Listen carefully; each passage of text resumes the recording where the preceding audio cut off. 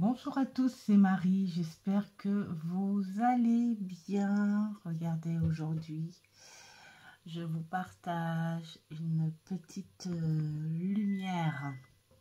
Voilà, comme ça vous réchauffera un petit peu le cœur si le temps est gris.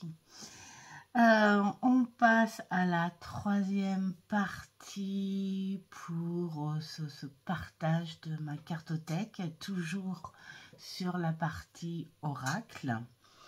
Et on va commencer tout de suite avec l'oracle de la déesse sombre, que j'aime beaucoup. Qui d'ailleurs est sympa à travailler sur une partie du shadow work. Voilà.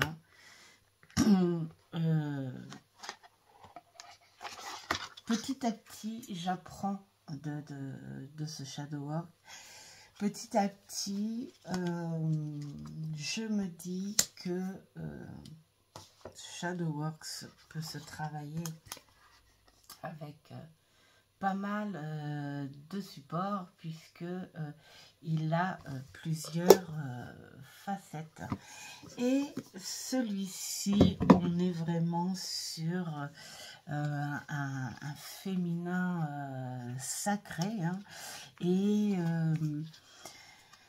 qui parle sans tabou. Voilà, c'est quelque chose qui te fait ressortir peut-être ce que toi tu crois de tabou, ou ce que tu as envie de dire que c'est tabou. Je vais mettre comme ça quand même. Et finalement, quand tu ressors ces cartes, tu te dis, mais non, en fait, sur ce corps, sur cet esprit, rien n'est tabou. C'est toi qui te donnes des limites à t'extérioriser, des limites à t'exprimer. Et des limites, pourquoi? Parce que tu as peut-être un peu honte de parler de toi, peut-être que tu as une espèce de timidité due à une soumission vécue. Voilà, il parle de plein de choses très personnelles, et j'adore. Je m'en suis servi pour d'autres personnes. Voilà, tout simplement. Alors, ce que j'aime bien, alors là, on peut mettre les écrits et tout, mais bon, non, parce qu'il n'y a pas assez de place, de toute façon, donc ça sert à rien de gribouiller. On va prendre, tiens, celle-ci au hasard. Libératrice, comme par hasard. Mot de pouvoir. Il y a le mot de pouvoir. Il y a la voix de la déesse sombre, c'est-à-dire c'est ce côté que tu n'arrivais justement pas à ressortir, à dégager, que tu renfermais en toi, ne croyant pas à ton pouvoir. Ensuite, tu as la voie initiatique, c'est-à-dire qu'on t'ouvre les portes sur cette libération. Et ensuite, tu as la signification divinatoire et transformatrice. Alors après tout ça, tout dépend comment tu réfléchis ensuite par rapport à cette lecture et ce que tu veux en faire, hein, évidemment. La carte en nombre, c'est pour ça que je dis que pour un complément même, hein, ou juste une seule facette d'un shadow work, ce support est très bien. Ensuite, SMS, symbolique, mystique et sacré. Donc là, on est parti sur une autre connexion. Ensuite, alors là, c'est marrant, c'est le pop panthéon, c'est-à-dire que on associe la carte à un film, pourquoi pas. Et puis, bah, l'avantage, c'est que si tu ne connais pas ce film, et ben, tu es incité à aller le voir, justement, peut-être pour comprendre un sens, comprendre quelque chose.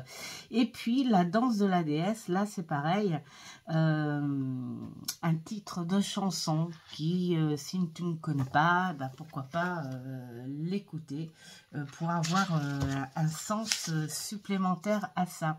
Et puis, il y a le rituel du pont divin. Donc, on t'explique des petites choses à faire, à quel moment le faire, hein, genre celle-ci, en revanche, par contre. Le moment idéal, c'est à minuit. Intention, incarner l'autorité sacrée dans votre vie. Et après, là, on vous dit, concentrez-vous sur chacun de vos 5 sens, tout ça, tout ça, tout ça, tout ça. Enfin, voilà, c'est quelque chose de très complet que j'ai toujours travaillé carte par carte. Il y a des démonstrations de tirage que je n'ai jamais fait. Bah pourquoi? Bah, tout simplement parce que je pense que ce jeu mérite de travailler les cartes une par une pour vraiment se retrouver sur plusieurs facettes de cette féminité. Donc voilà, le tirage représenté. Alors, tu as le tirage invocatoire, et puis c'est tout. Il y en a 2. Voilà, que je n'ai jamais fait. Allez, on passe aux illustrations qui sont superbes. On voit tout de suite le symbole de ce féminin. Les énergies par-dessus. Voilà. Alors, c'est de Iriadel et les illustrations, bien sûr, Gulliver l'aventurière, que j'aime beaucoup en style illustratrice. Donc, avec un petit dos bien sympa, hein, on a tout de suite les poignards presque levés, on va dire.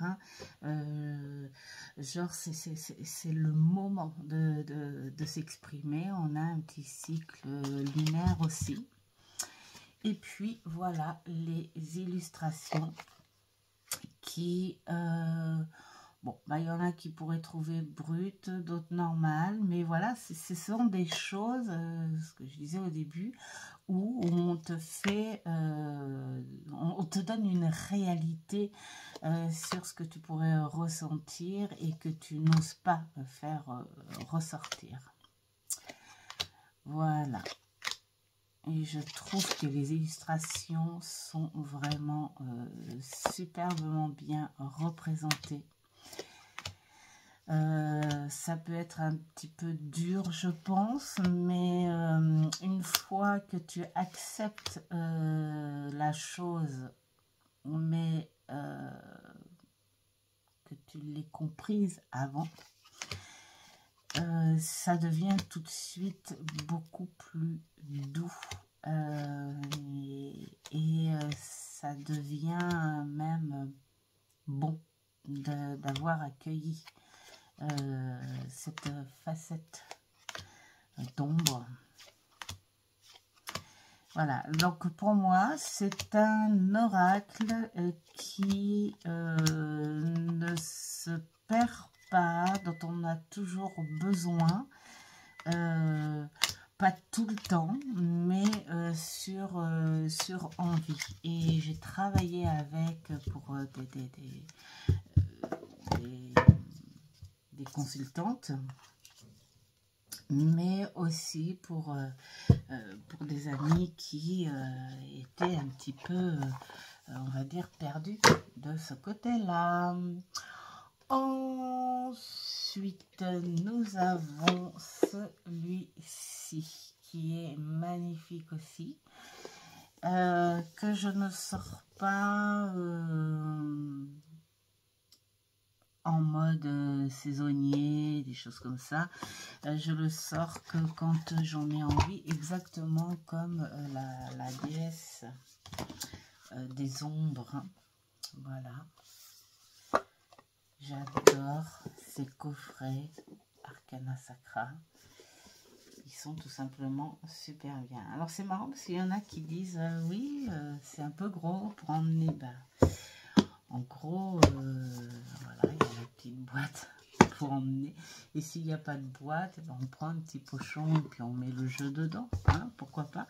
Moi je trouve que dans une cartothèque, c'est joli ces coffrets là parce que ça fait bouquin, voilà, ça fait bouquin, donc j'aime beaucoup. Alors le livret en couleur et pour moi c'est un jeu vibratoire, énergique. Voilà. Alors celui-ci c'est pareil, je ne fais pas de grand tirage avec, j'ai juste envie d'avoir un message. Voilà. Alors avant de le travailler, de le brasser, je le prends comme ça. Je fais carte par carte parce que j'ai besoin de l'admirer. J'ai besoin d'analyser les cartes. J'ai besoin d'un visuel. Donc voilà, je me mets tranquille. J'adore le travailler dehors aussi. Et voilà, sur mon transat, tranquille, au repos, le temps que je veux. Je reste connectée à lui. Voilà. Et une fois que j'ai fait ça, je le brasse et là je prends, allez, on va dire entre 1 et 3 cartes suivant mon envie. Et puis je prends mon ressenti en premier et ensuite je vais voir quand même le livret qui en ajoute ou qui ne dit pas la même chose que ce que toi tu ressens. Donc voilà, il est bien, il est beau aussi, il est très très bien fait. Et puis pour ceux qui n'aiment pas trop lire, tant mieux parce que il n'y a pas grand chose, donc rapide à lire mais sympa à comprendre, à rejoindre le ressenti de la créatrice. Voilà. Et c'est un très très bel oracle. J'adore. Donc ça, c'est vrai que ça fait partie des jeux qui ne quitteront pas cette cartothèque, même si un jour je ne m'en sers plus. Ensuite, nous passons à celui-ci que j'adore. Ça fait un petit moment que je l'ai. Au début, j'ai essayé de travailler avec ces petites choses-là. Alors, je ne suis pas lectrice, excusez-moi, je suis essoufflée. J'ai eu un contretemps et il y avait les escaliers, tout ça. Voilà. Uniquement des mots-clés. Alors, c'est sympa hein, quand on veut bosser avec les mots-clés. Mais j'avais cette sensation qu'il pouvait y avoir des petites choses un peu plus complètes à avoir avec ce jeu. Donc du coup j'ai acheté le livre qui va avec. D'ailleurs je vais aller le chercher quand même hein, pour vous montrer. Je reviens de suite. Me revoilà. Donc voici le bouquin qui est un peu plus sympa parce que bon déjà il propose des petits tirages que j'ai pas encore travaillé. Celui-ci j'ai fait avec mon propre étalement, mais il a ce petit truc, explication en fonction des signes, en fonction des énergies, des planètes, tout ça, et quelques associations. Bon, voilà. Et celui-ci, en fait, je m'en sers en énergie au moment des pleines lunes. D'ailleurs, il y en a une belle demain, mais j'ai pas pris celui-ci pour faire mon tirage de pleine lune de ce mois. Mais bon, voilà, j'aime bien m'en servir pendant cette période-là, parce que je trouve qu'il voilà, il a le titre qui va avec, il a cette atmosphère, on va dire, hein, qui fait que on a envie de le prendre que à cette période-là. J'aime beaucoup les petites finitions des coffrets.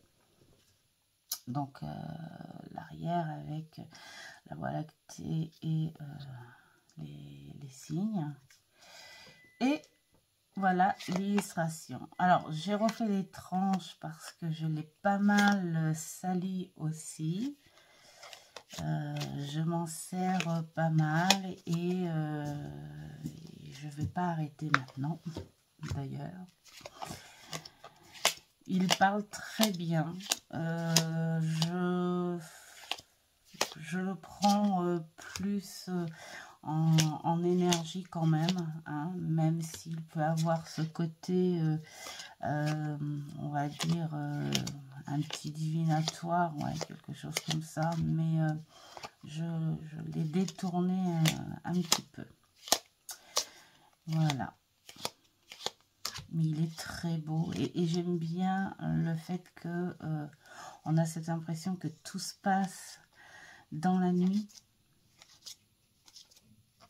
Voilà, la nuit te parle.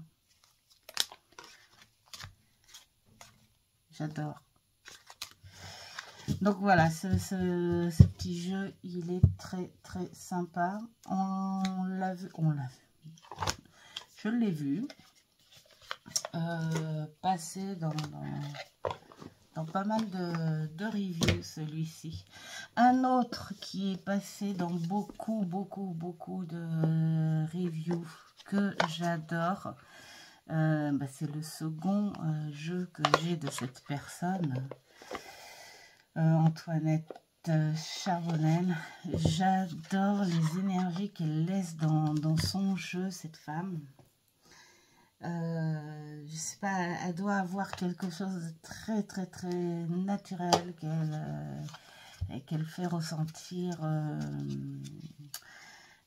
aux gens, hein, parce que bon, moi je sais que ce soit celui-ci ou le lumière, je suis vraiment connectée, une espèce de douce sensation. Vraiment très bien. Donc du coup je ne peux pas m'empêcher de m'en servir pour une espèce de connexion, un oracle qui m'emmène aussi dans la nostalgie. C'est peut-être, je sais pas, l'histoire entre sa maman et elle, cette co-création. Mais voilà, il t'emmène aussi sur ses côtés, ses bons côtés nostalgiques, et il te parle comme si il te rappelait une leçon. Est-ce que tu te souviens que et pourquoi tu prendrais pas exemple de, et voilà, j'aime beaucoup cette sensation qu'il donne, et du coup je m'en sers un peu pour ça, me connecter à autre chose. C'est un travail à l'inverse, parce que bon, des fois on dit oui, détache-toi de ce fardeau, machin, ceci, cela et tralala, mais parfois on te dit garde en cours, garde cette leçon-là, garde ce bon moment qui pourrait te faire du bien justement au moment où ça va pas là maintenant. Donc voilà, je m'en sers comme ça, qui t'emmène dans la nostalgie jusqu'à ce moment-là présent. Voilà, pour moi ce jeu...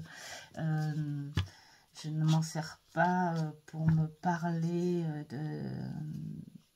de quelque chose de futur, même en guidance. Je m'en sers pour le passé et pour ce moment présent. Très très beau jeu. Je l'adore. Ensuite, on va avoir un vieux de la vieille. Donc ça a été mon second oracle depuis mes débuts de cartomancie, que j'ai traîné des années aussi avec l'oracle G et mon tarot de Marseille, avant de commencer ma cartothèque. Et oh, je l'adore, et ben, ça sera toujours mon mentor, hein, comme l'oracle G.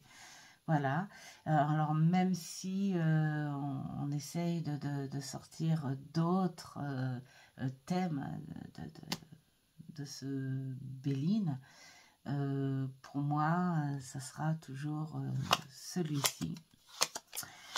Voilà, il est superbe, il peut être très terre à terre, comme te parler de ton esprit aussi, en lien avec les planètes. De toute façon, il n'est pas que divinatoire pour moi, hein.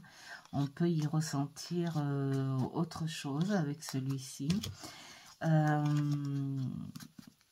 et puis il peut être aussi simple qu'il peut être compliqué.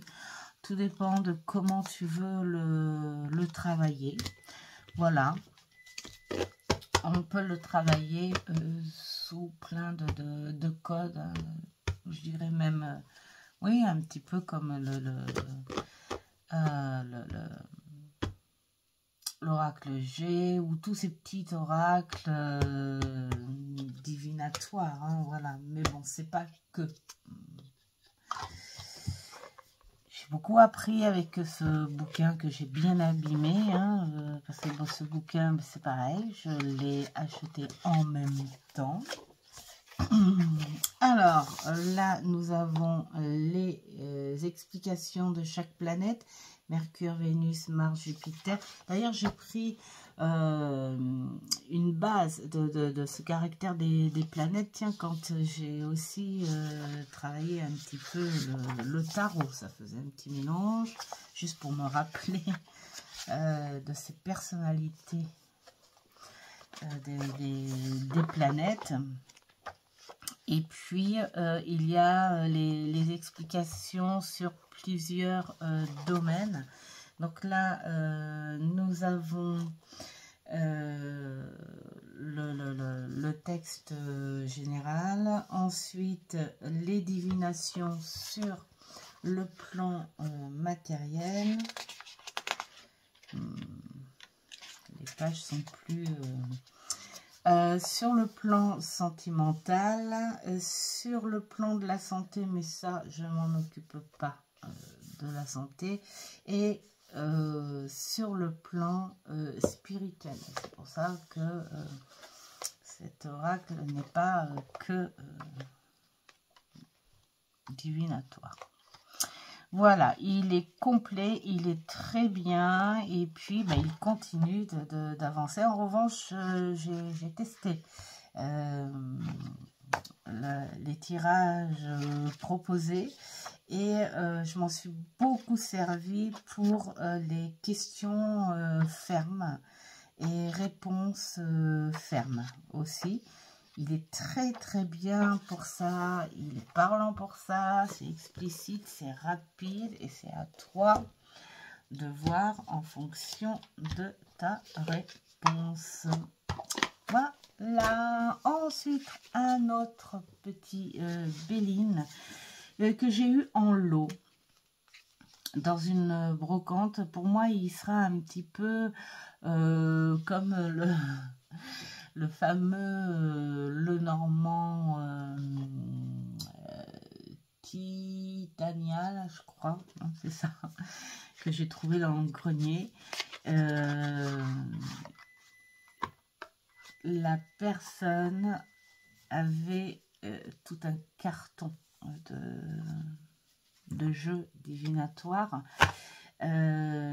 qui appartenait à sa grand-mère qui était partie, et ce carton était vide en fait quand je suis passée, et je regardais parce que c'était en gros marqué jeu divinatoire, et puis bah, je me mets à parler avec cette personne en disant vous avez tout vendu. Elle me dit j'ai vendu tous les jeux en l'espace d'une heure, il m'en reste plus que 2.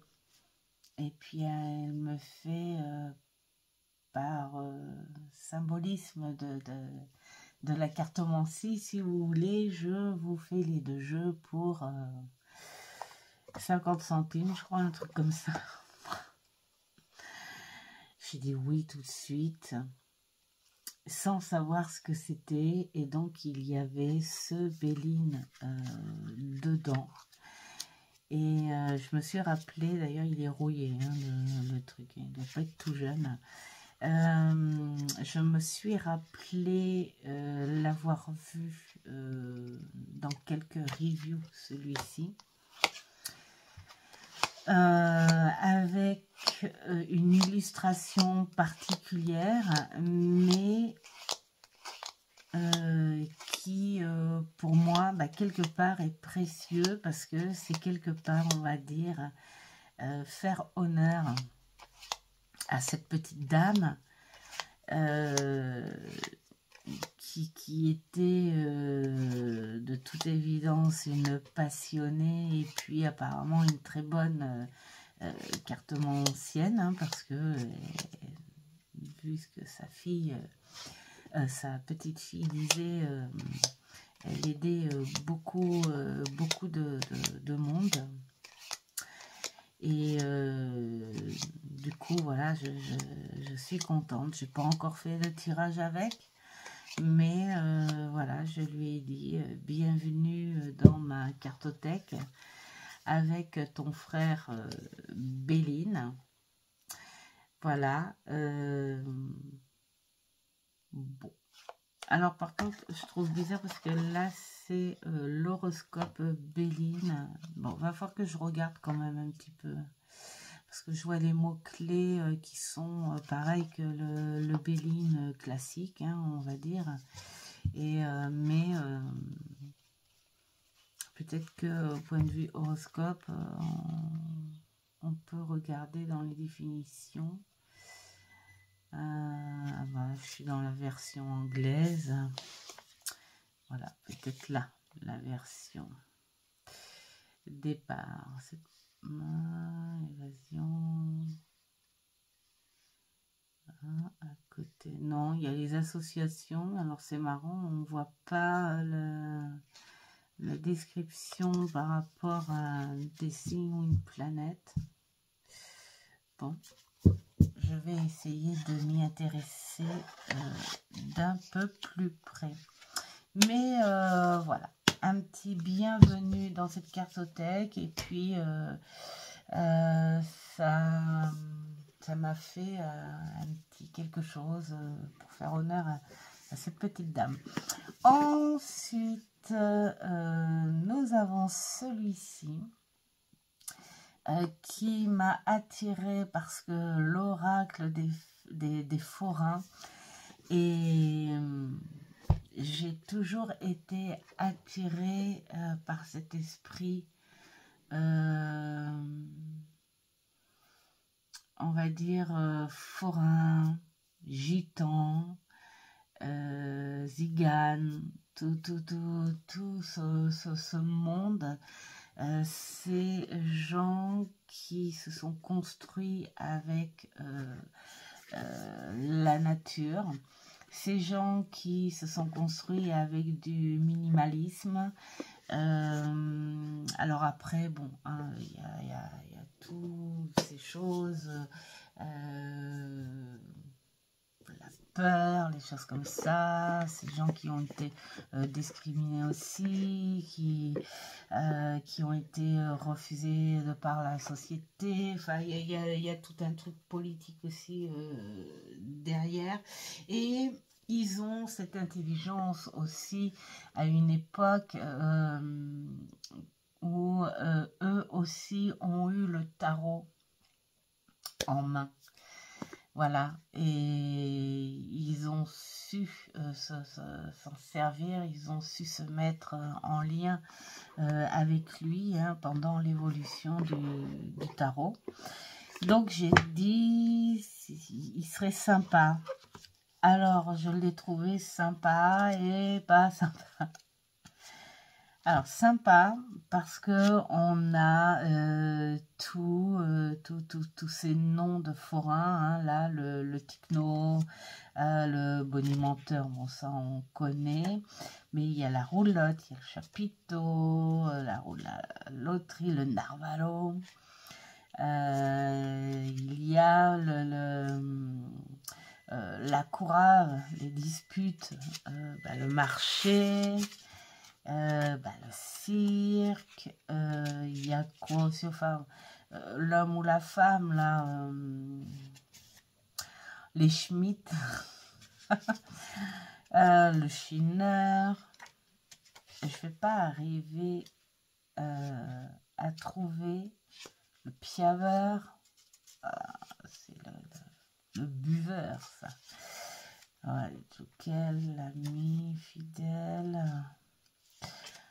Bon, bah, je vais pas trouver, voilà, le gadget, la gadjo, la boule de cristal, le moulot qui représente la mort.